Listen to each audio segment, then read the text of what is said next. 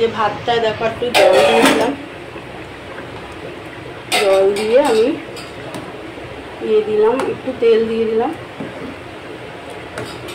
একটু শক্ত শক্ত থাকবে তখন এই চালটা আমি নামাবো।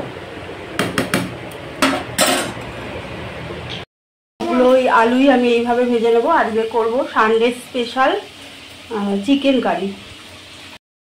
হ্যালো বন্ধুরা, আজকে আমি আমার ব্লগটা এখান থেকেই শুরু করলাম। আজকে আমি করব দেখো চিকেন কারি রেসিপি। এই যে নিয়ে নিয়েছি লেগ পিস সাইজের চিকেন, বড় বড় সাইজের চিকেন নিয়ে নিয়েছি।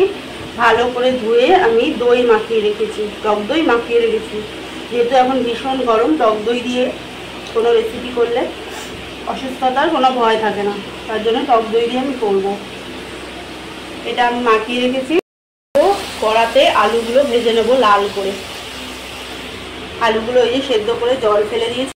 কীভাবে রেসিপিটা করছি প্রথম থেকেই রেসিপিটা তোমরা ফলো করো, প্রথম থেকে শেষ পর্যন্ত দেখো, তাহলে বুঝতে পারবে চিকেন কারিটা আমি কীভাবে করছি। এই যে প্রত্যেকটা আলু আমি লাল করে ভেজে নিয়েছি।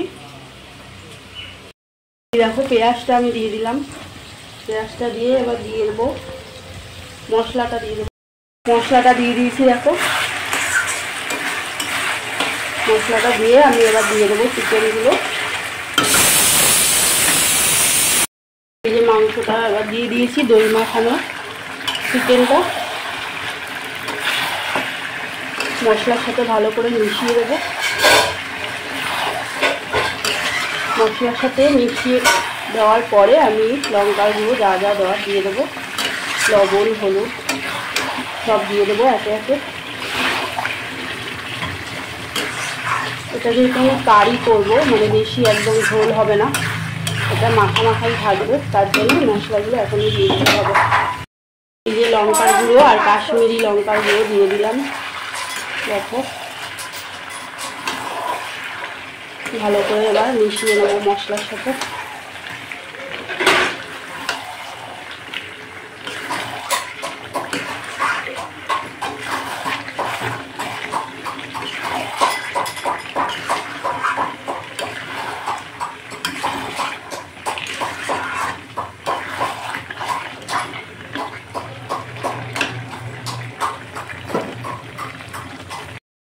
এই দেখো বন্ধুরা, চিকেনটা আমার অনেকটা কষানো হয়ে গেছে।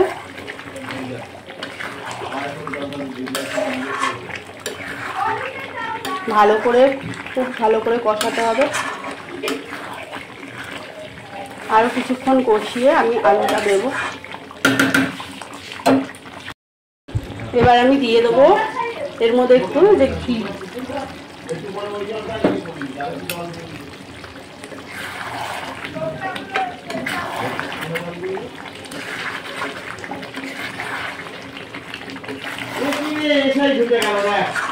এবার আমি এর মধ্যে দিয়ে দেবো আলুগুলো। দেখো এবার আলুগুলো আমি দিয়ে দিয়েছি, মাংসটা হাফ সেদ্ধ হয়ে গেছে। এবার আলুগুলো দিয়ে দিলাম।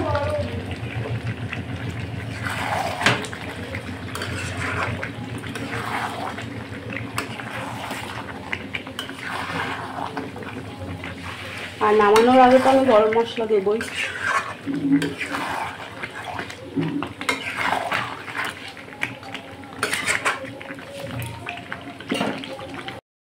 উপরে আরেকটু এই যে ঘিটা দিয়ে দিয়েছি, ঘিটা কম হয়েছিল, ঘিটা দিলে স্মেলটা খুব ভালো আসে। এবার নেড়ে দেবো।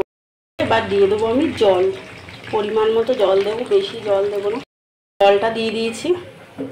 জলটা আমি বেশি কিন্তু দিইনি, যেহেতু চিকেনগুলো বড় বড় তাই মনে হচ্ছে অনেক জল দেওয়া।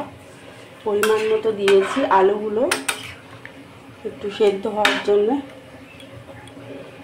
এবার আমি দিয়ে দেবো চাপা। ছোটো দেখো ফুটে গেছে। আজকে করবো হচ্ছে দেরাদুন চালের ভাত। এই যে যেহেতু সানডে স্পেশাল তার জন্য এই যে খুলে আবার একটু নেড়ে দিলাম। দেখো আলুটা সেদ্ধ হওয়া পর্যন্ত এটা ফুটতে দিতে হবে। দেখো বন্ধুরা, চিকেনটা আমার কিন্তু একদম হয়ে গেছে। এরকম মাখা মাখা গ্রেভি আমি রেখেছি। তো এবার চলো নামিয়ে নেবো। গরম মশলা দিয়ে দিয়েছিলাম আমি ঢাকাটা তুলে। কালারটা দেখো এরকম এসেছে।